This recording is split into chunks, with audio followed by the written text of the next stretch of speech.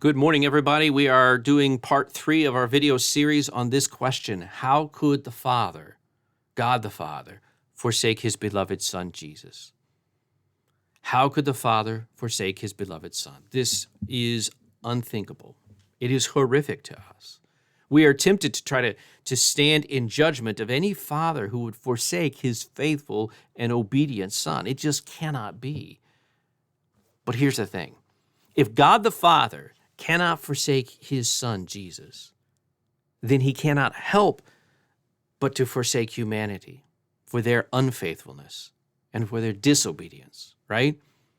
You can't just say one of these things. If God could not forsake his beloved Son, then he has to forsake the disobedient one, the unfaithful one, right?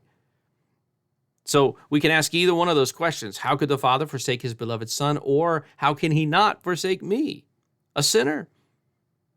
And the answer to both of those questions is the same. Christ is our substitute, right? That's the answer to both of these questions. Francis Pieper, in his Christian Dogmatics, Volume 3, explains this. Listen to this great quote. He says, "It must not be forgotten that while Christ was forsaken of God, the Father's declaration still was true. This is my beloved Son, in whom I am well pleased."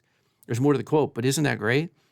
We can't forget this, that even while Christ was forsaken of God, it doesn't change what God had previously said about his Son. This is my beloved Son, in whom I am well pleased.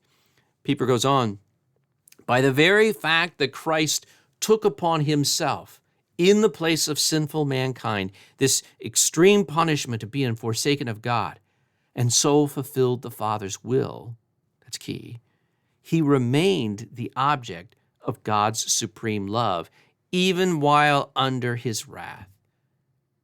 Just as Jesus says, "Therefore doth my Father love me, because I lay down my life, that I may take it up again." Isn't that great? This is exactly it. It's not an either or. It's not he loved him and then he didn't. No, he loved him because of, right? Jesus, the Son, and the Father are in cahoots. They're on the same page, right? Both of them have the same will, and that is to save lost humanity, to save the prodigal, to save me, a poor, miserable sinner. How? By Jesus substituting himself, bearing the punishment that I deserve, so that I can be called beloved, so that the Father can look at me and say, "Well done, good and faithful servants." It's not because of my works. It's because of the substitution that has taken place, right?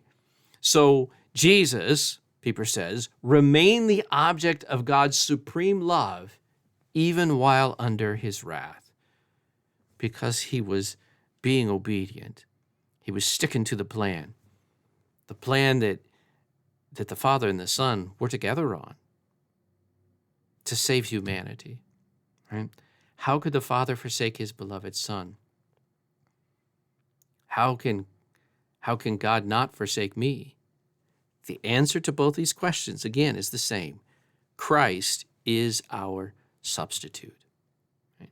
It all comes down to that.